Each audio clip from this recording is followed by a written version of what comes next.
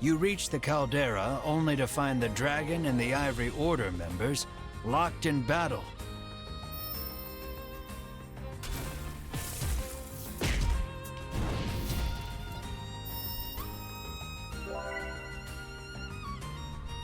Their teamwork is impeccable. With each strike, they drive the dragon further back.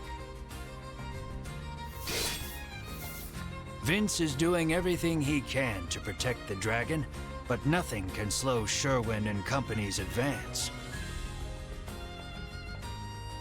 The Ivory Order approaches the dragon, quite sure of their victory. They shall have their quarry at this rate. What will you do? Help fight, stay back and watch. You cannot stand idly by. You thrust yourself into the midst of battle.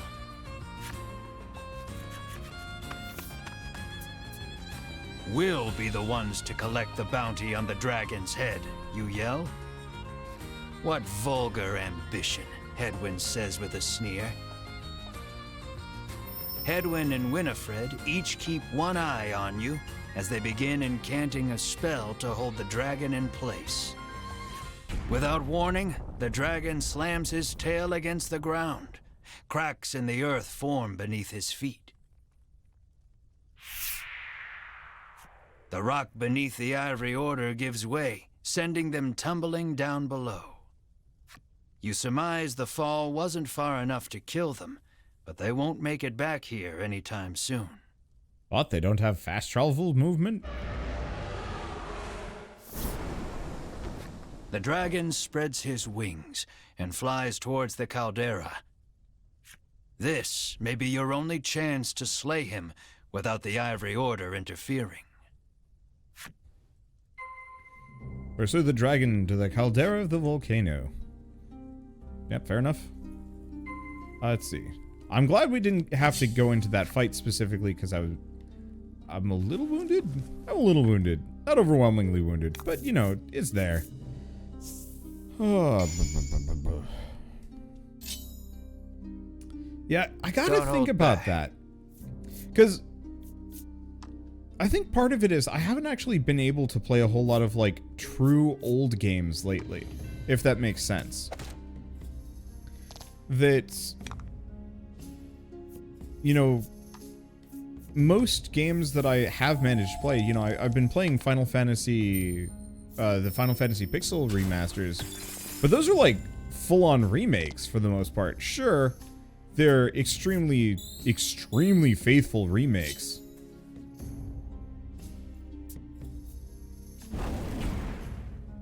Ow.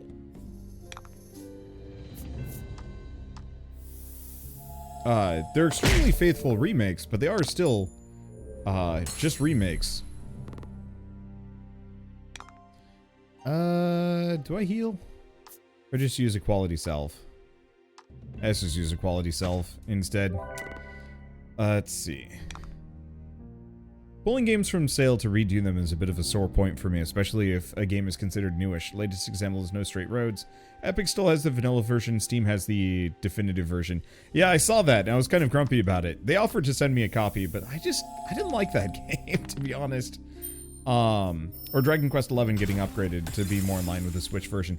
That really killed my mood on Dragon Quest XI. Because I think it finally, like, came out on Steam? Did it? Or is it still only on the Switch? I don't remember, but suffice to say that, like, if I wanted to play it, I think I'd have to rebuy it. Like, if I wanted to play that version, I might have to rebuy it, but I'd also have to replay the whole game to see all the scenes. And there's just something kind of about that in my head. That, like, that should almost never be done with JRPGs. Same thing with Persona 5 Royale, where it's just like, I don't want to have to replay a whole game just to be able to get that new content. I think that's why I like the Final Fantasy VII remake. Because it very much is in line with the old game, but adds so much more new stuff. that it truly does feel like its own product.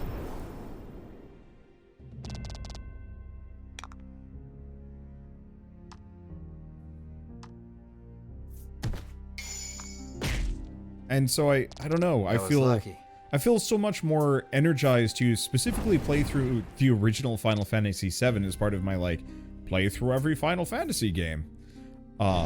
Just because, like, I want to see what those differences are, because I know they're going to be drastic. I mean, hell, I'll even play that, what is it called? Endless Crisis? Something Crisis. No, that was not enough. I know they're remaking, like, all of the Final Fantasy games is kind of like one thing that's going out on mobile sometime next year, but also not on mobile? I'm just gonna kill this guy. Infinite Crisis was the DC game. Okay. Because I know there's like a weird Final Fantasy something Crisis. It's not Crisis Core. They announced it I think at like the most recent E3. No, it's not Crisis Core. That's the original one. No, like this is a full-on like mobile version of Final Fantasy Crisis Core 7, Dirge of Cerberus, and like some of the other side erratas from like the anime and other things. Mixing all of that together into one game. Is it before Crisis?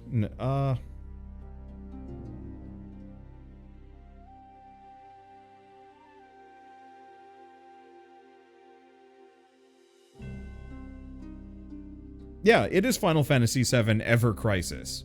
It's the chibi version of all of Final Fantasy VII and its iterations. Yeah.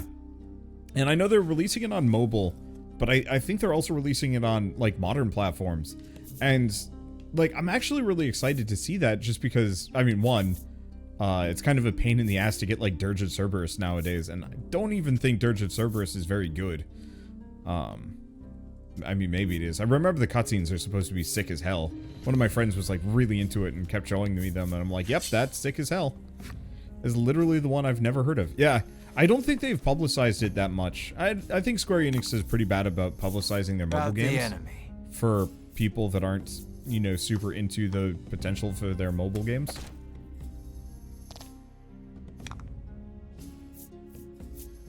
How do we even want to do this one?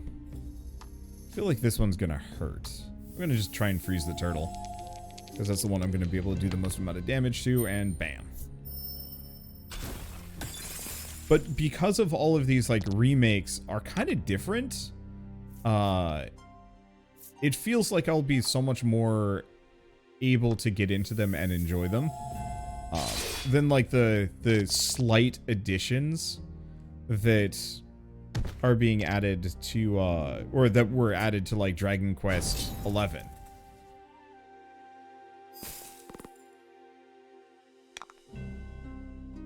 I thought Ever Crisis was going to be classic Final Fantasy VII with graphics of 7R. I don't think so. I thought they had, like, a separate chibi style.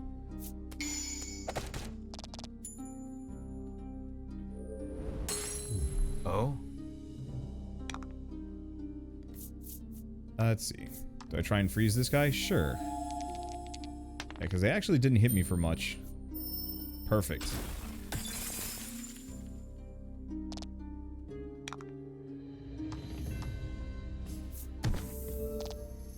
Ah, it didn't quite kill it. It's okay. We resist fire damage. Not as much as I'd like. Let's just go for a eulogy. And be good. Hey, thank you, Cryers, for the 46-month resub. Dropping my sub and going away myself. Mess up my sleep schedule by going to sleep at normal times, aka 9 p.m. But that's the good times. I have, like, a thing stuck in my hair. I do. Is this thing stuck in my hair? Yes, but I woke up at 3 a.m. Oh, well, that's not acceptable. Go back to bed.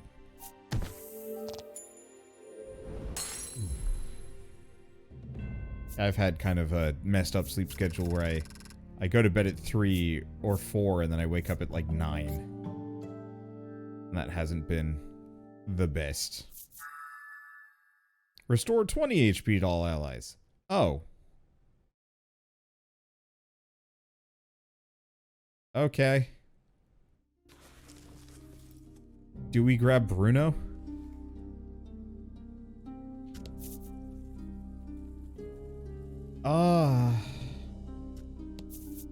I might have to switch in Bruno next.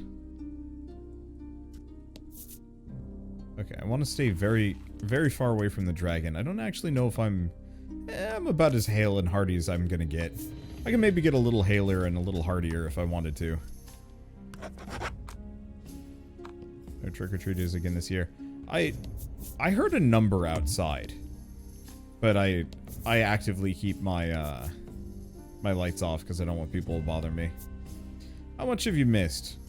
Well, the town of illness, or the town of the sick, or whatever, is real messed up, but we don't necessarily know why yet.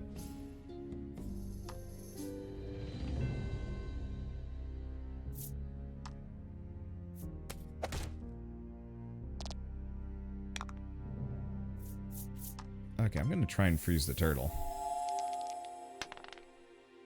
There we go. That's this game to wish list. It's worth it. Like, if this game ever goes down to like 10, 15 bucks, it's like an insta buy. 30 bucks I think might be a little steep unless you're an aficionado of Yoko Taro products, or like, or old games, or retro RPGs, I guess. Retro style RPGs. Boy, it's real good. I like it a lot. Let's see. And yeah, the witch is no longer buff as hell. Though, she stopped being buff as hell right at the end last night. Let's see. Save one more time.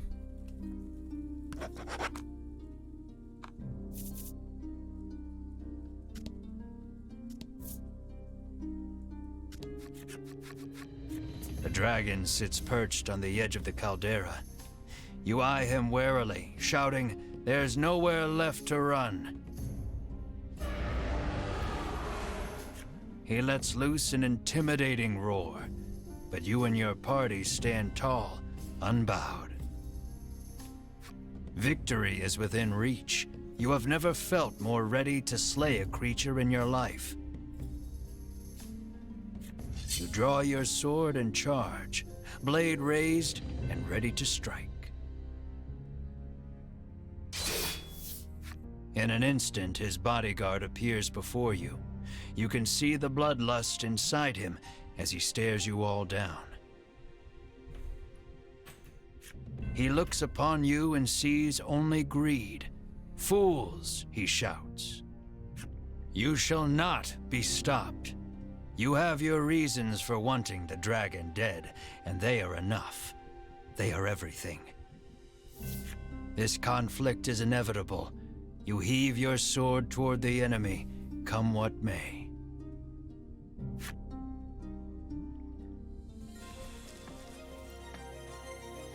There's nowhere left to run to a creature with wings. Yeah, I'm a little confused about that.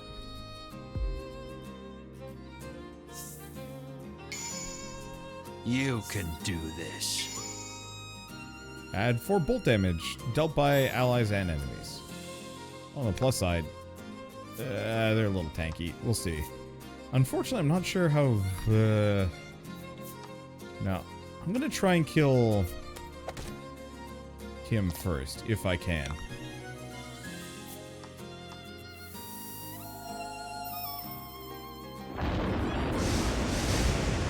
Okay. The damage is acceptable. It's not huge, but I'll take it. Yeah, because if we can take out Vincent, never mind. Vince falls, his face covered in blood.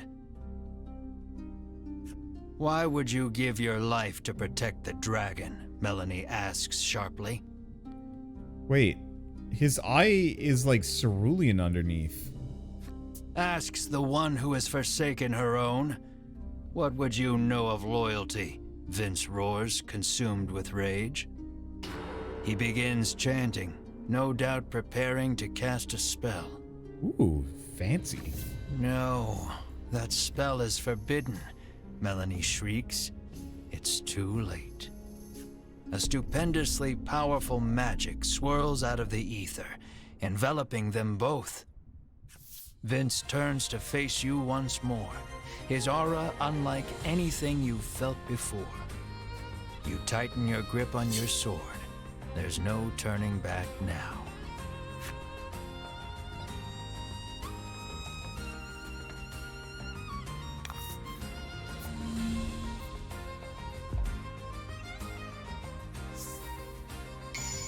Okay, then. Doesn't look like I have to contend with the dragon. But yeah, his eyes are Vince bleeding. adopts a sweeping stance between you and the dragon. You'll have to deal with him first if you hope to attack your quarry.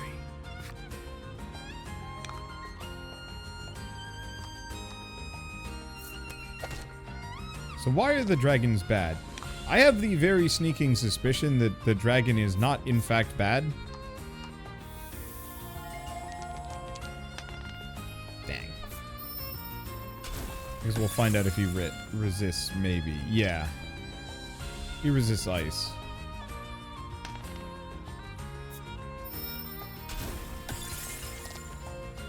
Ouch. Okay. I could do a rolling claw, but I think I'm just gonna ram him and go for the heal. But yeah, what if Melissa is a dragon? What if their whole village is dragons? Uh-oh. We go for the poison arrow. Yeah, it's worth it. Because I know these guys can be poisoned.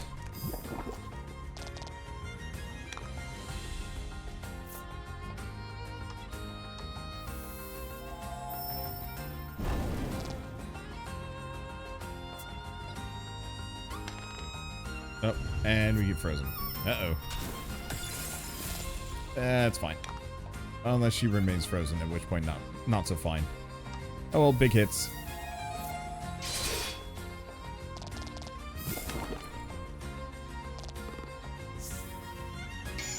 There we go. Noticed all allies and enemies' attacks. Big problem is, you have an item for thawing party members. I don't think I've ever bothered to pick up any of those. I do. Okay, I'm actually going to defreeze her because getting defrosted makes you take double damage. And in retrospect, that would have hurt. Not too much, to be honest. But still. What if Wander is a dragon? Aw.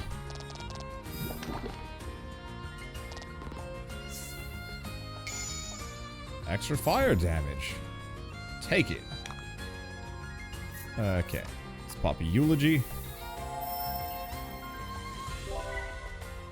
Yeah, we're good. One thing I really appreciated about this game is you know how much HP enemies have.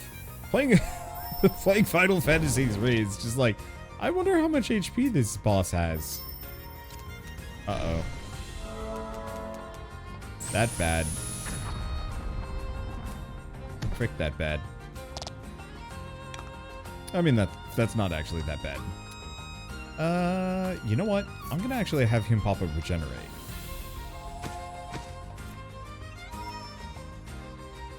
Because that's probably enough. He's a tough sucker.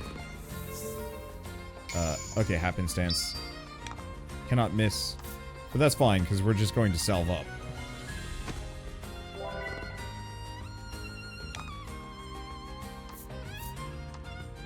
I knew I was going to use these on something someday. Turns out I was saving them for me.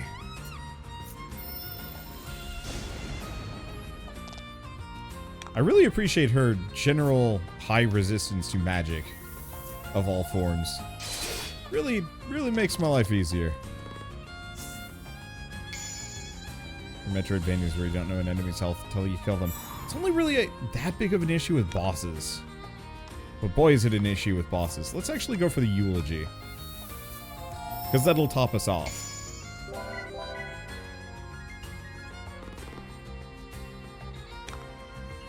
And then I can just kill him. Was that wind defense? I don't know. It doesn't matter. I'm going to hit him with fire. Yeah, bosses change color. So you know how they're doing. Yeah, that was Axiom Verge had that, and it was great. Ooh, that's a lot of EXP.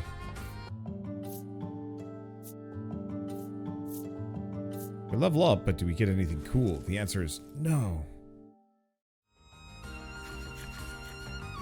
The battle has been won. Tears stream down Vince's face. You watch him out of the corner of your eye as you turn your attention toward the dragon. Vince, undeterred by the wounds that now cover his body, rises to his feet and moves to protect the dragon one last time. Enough! The dragon speaks. He declares that he wishes to see further harm befall none. Then you ought not to have brought harm upon us, you shout, listing off the horrors you have heard on your journey. Vince, filled with righteous indignation, denounces each and every one as a lie. The dragon admits that your prowess in battle and willingness to pursue him the world over have earned you the right to hear the truth about this world. The dragon claims he shares a special bond with the medicine that helps people the world over. You ask the dragon what he has to do with the medicine. Where does it come from? Probably the dragon. All those who succeeded in capturing the dragon in the past forced him to live a nightmarish existence on this island. They would stab him with several hundred spears. They would slice his scales off with their swords. Every day a fresh horror would visit him in the heart of the island, and every day he would cry out in pain. They then gathered up the dragon tear he shed and used it to produce their medicine.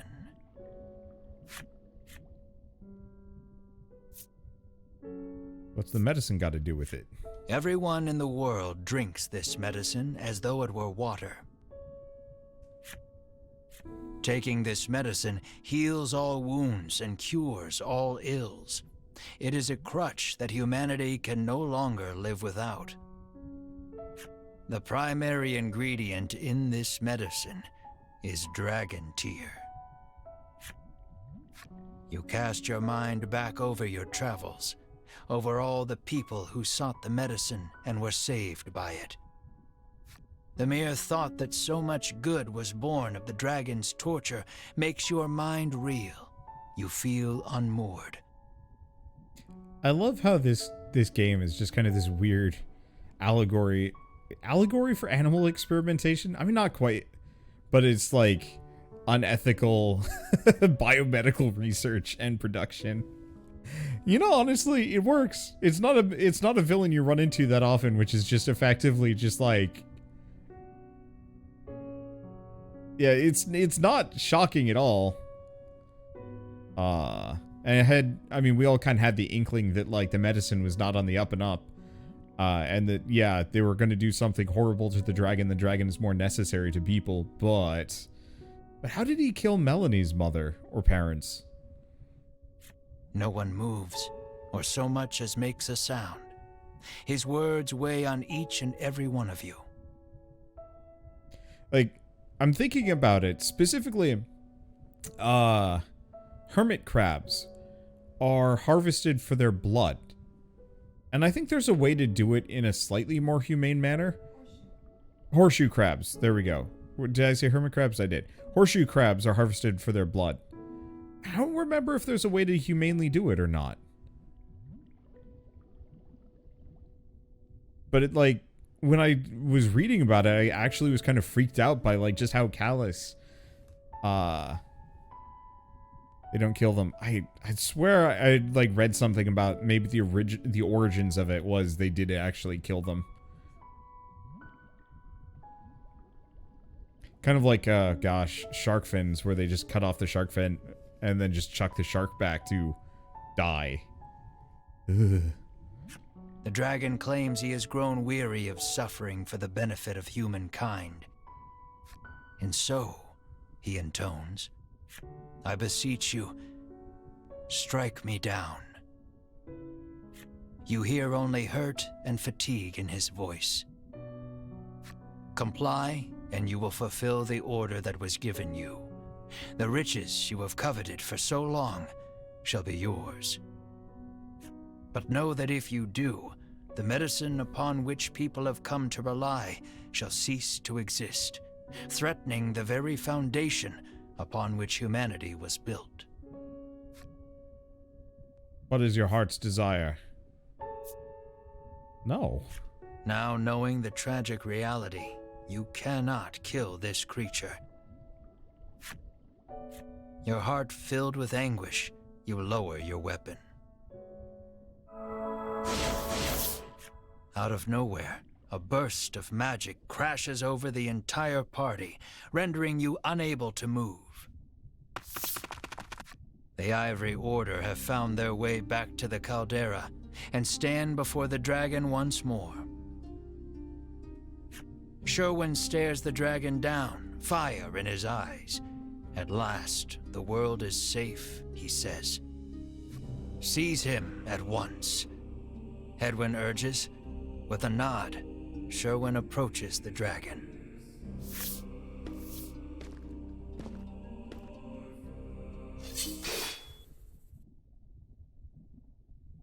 Oh. In one motion, Sherwin unsheathes his sword and cleaves the dragon in two. Okay. The dragon's lifeless corpse lurches backward before dropping over the edge into the caldera. Huh. What have you done? The others ask quietly, unable to comprehend Sherwin's actions. The earth shakes.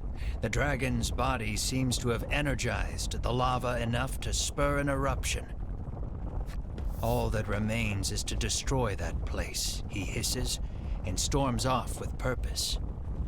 The remaining members of the Ivory Order are still in shock, but Hedwin orders them out, and they flee out of sight. The volcano is about to erupt, and will surely take you with it. Melanie suggests the party take Vince as well, but he insists he remain here. He speaks his final request, his voice already fading. Dragon Tear is more powerful than you can imagine, he says, his voice weak and raspy. It could end this world. You mustn't let them use it. Stop them at all costs. Use the forbidden magic if you have to, Melanie. Vince's final pronouncement echoing in your head, you race to catch up to the Ivory Order. The eruption is imminent. The earlier tremors collapsed the passage you took to reach the caldera.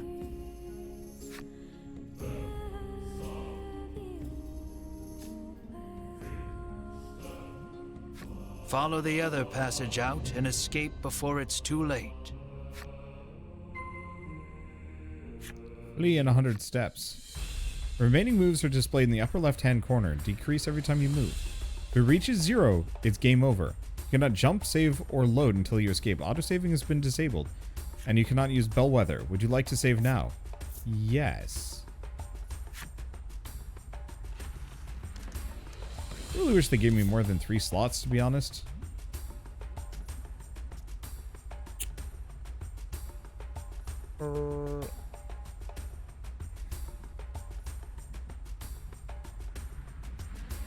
Because 3 slots isn't quite enough. I guess I'll just save over this one. If I have to redo stuff, it's not that big of a deal.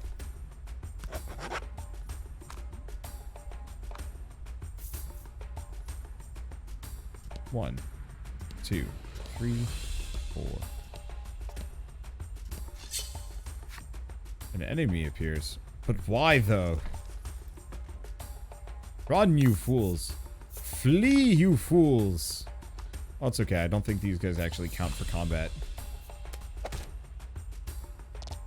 Oh, where's that sweet haunting vocals that we had earlier? Alas. Did you know the Yellowstone is 100% active and could go off any moment, which would That was cover lucky. 2/3 of the U.S. and Ash.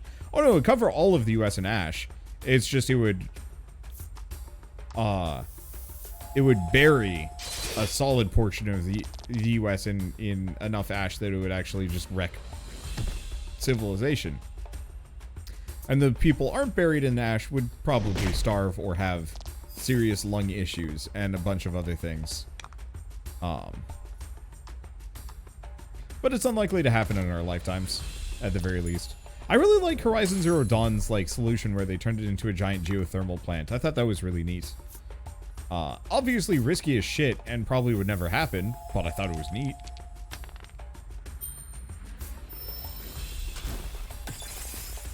Now watch, the dragon was singing for you every time you fought, and that's why there's no vocals. Oh, that's grim? Possible, but grim.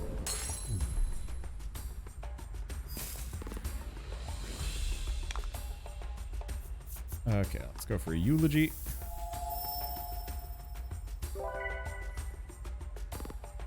Get her back up slightly to snuff. Because we want to do a rolling claw on this guy.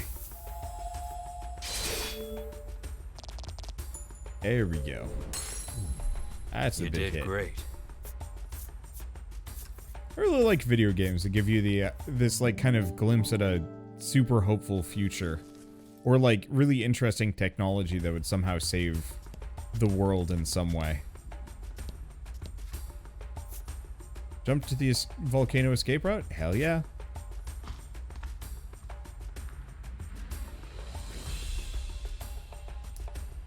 The worst part about this is I'm not going to be able to explore this. Well, this is pants.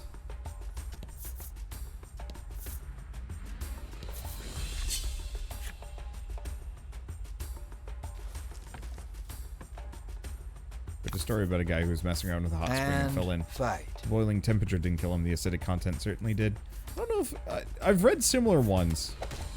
Does Horizon Zero Dawn really count as a hopeful future? I mean, people are thriving, just not necessarily in the way that, like, our modern society was. But, like, except for the fact that, you know, Hades was insane and trying to wipe people out again, like, it seemed like they were making it work. The world certainly seemed like it was in a better place. Gosh. I might honestly go back and replay Horizon Zero Dawn at some point. Or probably just recruit Shell to play it, and I can just kind of hang out and watch.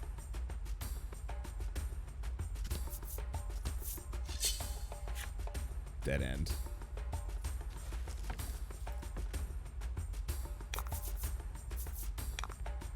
Let's see. But specifically for Horizon Zero Dawn, I love the idea of the potential of being able to terraform the world to that extent that we could really claw ourselves back away from a climate apocalypse. And like, I think we still kind of have the potential for that if we actually put our effort in.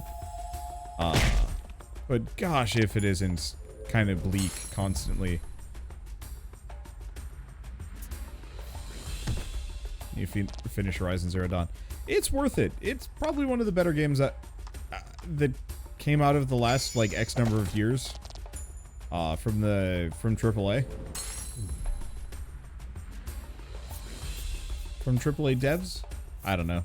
I feel like Sony's really been kicking ass with the games they've been producing lately.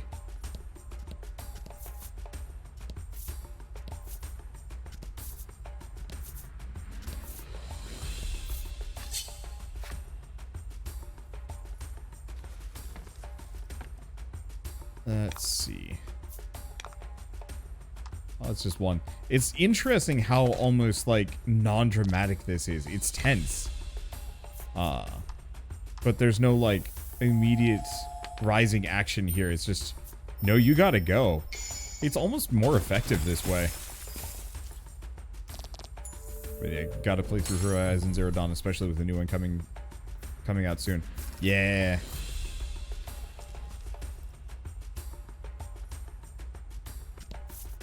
That kind of, like, hey, there's a sequel for this game that I enjoyed coming out.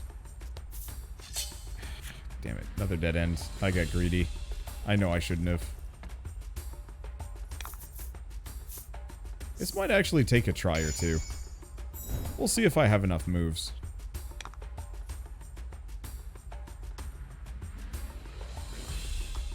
Hit this one. I could definitely use just a little bit of music the further we go or the longer this takes. Just a bit of something. Ah, no freeze. It's fine. I'm not in dire straits. Oh man, one more level and she'll just be able to one-shot those guys. Oh well.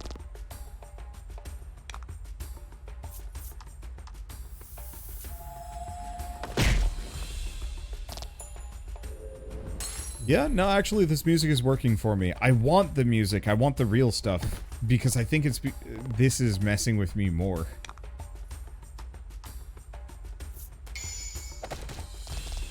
There we go. Horizon Zero Dawn is one of those games that I want to play, but you don't have the money or the machine to do it. Do you not have a PC? I guess it's possible. It's probably kind of demanding now that I'm thinking about it. I was blown away by the fact that it was added to PC.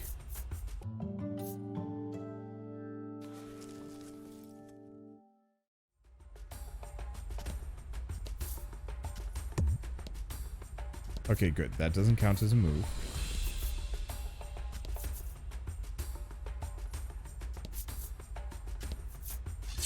Please don't be a dead end.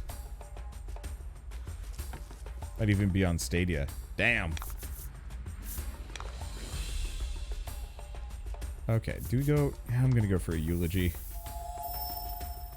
We could use a little bit of health.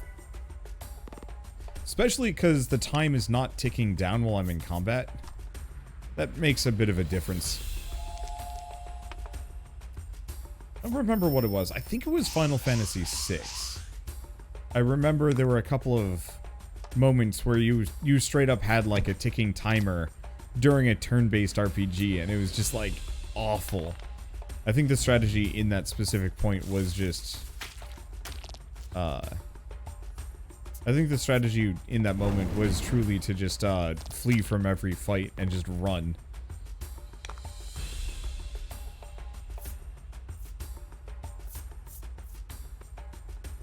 Let's see. If I go for eulogy...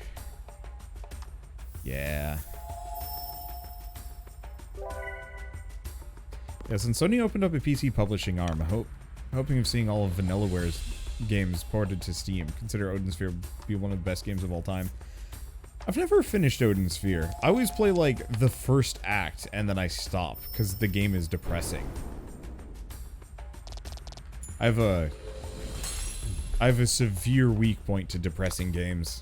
Like, I'll take sad, you know, the dragon dying in this is like, oh yeah, I mean, that's kind of sad. But I'm not like broken up about it. And I'm not like consistently just like, man, this game is just kind of bleak all the time. And so I'm just like, yeah, whatever, we'll see it through. It's no biggie. Plus, there's been some fun bits. But Odin Sphere is just like, you know, here's your main character. She is like terribly abused and neglected by her family, who is just like super into the idea of Valhalla.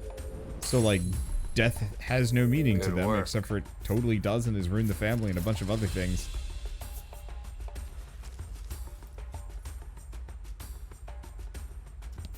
Take your time. There's no need to rush yet.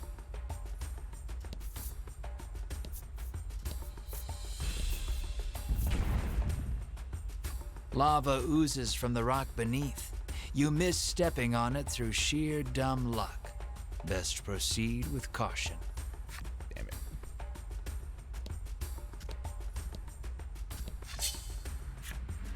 There we go. Is Odin Sphere more depressing than Banner Saga? Oof, that's a question. You know, I've never actually finished Banner Saga 3. To be honest.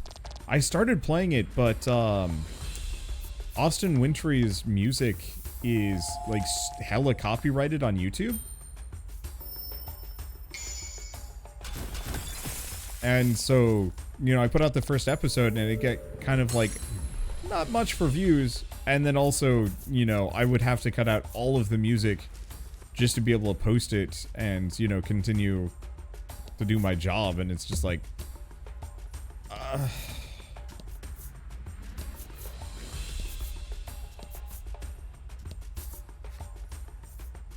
jump to volcano entrance? Hell yeah. Would have been nice to explore the whole map, but no dice. Okay. Looks like this is way less of a snaking path. But an enemy appears. I think my problem for dropping Horizon Zero Dawn quickly is because I'm slowly moving away from open world games. Me too. I found, I really liked God of War's approach to open world. Because the approach in that one was very much like, yeah, you can kind of freely explore, but it's such a limited environment, it's difficult to really describe it as open world. I thought that was such a good way of handling it and keeping it engaging as a result.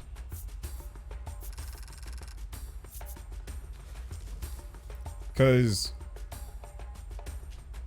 that way I felt like I was constantly exploring, but I wasn't just throwing myself into large locations just for the sake of filling out a map and finding every side quest and doing every side quest and so on and so forth. I think that sort of thing can be fun, but it often ends up being this like massive time sink in a way that I don't think I'm as comfortable with. But I find that's generally true of quite a lot of games, that I'm drawn to the ones that truly respect my time as a player, where I feel like it wasn't just bloated as all hell because they wanted to make it this big AAA blockbuster, or they wanted it to be a 20-hour game as opposed to a 25-hour game. I call God of War almost linear with a lot of backtracking potential.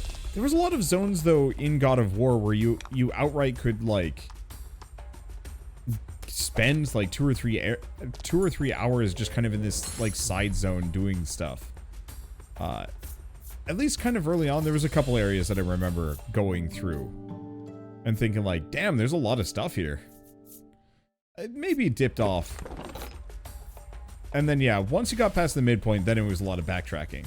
Then you go through an area and then you could come back and do more. Because I know they had the like full-on roguelike mode with its own reward structure and other things. You might want to pick up the pace about now.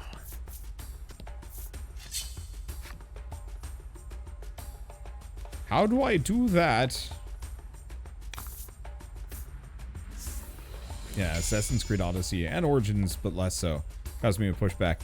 I've never played a I've never played an Assassin's Creed game.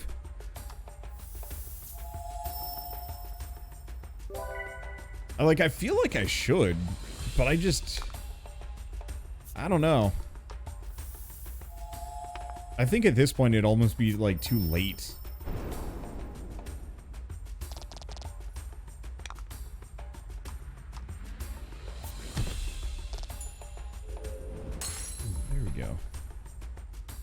What is Shell watching? Oh, is that the one where it's like the weird troll dude under the bed? It is.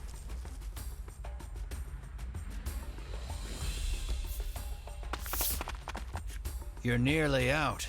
The relief of knowing you may yet outrun the encroaching lava is immense. And short-lived, as monsters burst forth from the lava, blocking your escape.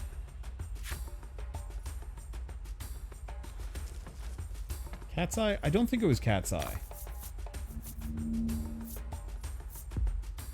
Ah, Little Monsters. That's what she's been watching. Or watching a bit of it. I have a TV in my office, and every once in a while I look over and just see what she's watching. I'm like, what the hell? What is this thing? I don't know.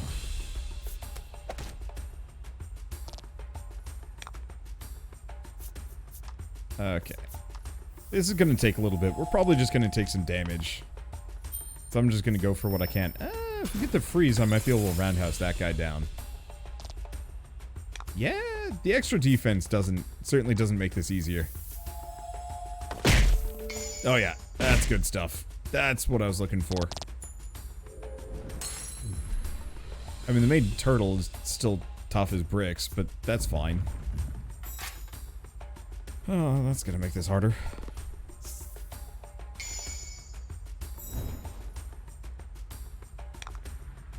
I really hated Assassin's Creed Odyssey because it put effectively level restrictions on areas in the open world. Yeah, I like the idea of RPG mechanics in an open world game, but the idea of RPG mechanics that actually limit you on where you can go, not so much so. Like, I'd take enemies scaling a little bit with your level, or like, what I think the best way to do it is actually just to mix it where you're just like, alright, that's a really hard enemy, I don't want to mess with it. Where they're all kind of integrated together.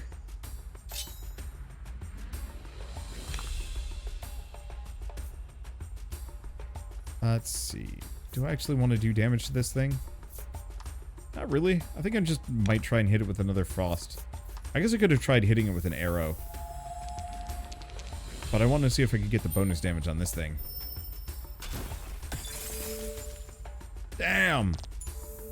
Damn! Yeah, the chain ice move was the right call.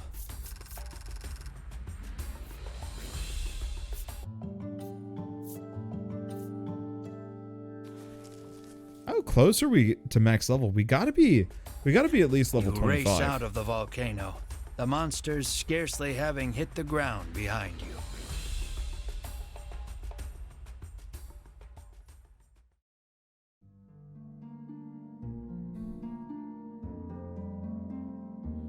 On an island drowning in the very medicine meant to save it, a lone knight wages a lonely battle. Atop a volcano, belching ash and smoke, our heroes have an audience with the dragon once more. An audience in which the dragon and the one-eyed man shatter our hero's illusion of peace? The very medicine on which these people rely comes from the dragon himself. The ground heaves as the dragon's life expires. The volcano prepares to unleash its fury.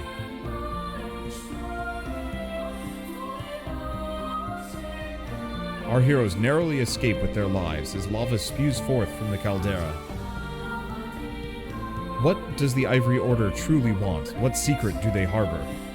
Where has the Knight in White gone, and what awesome power lies within?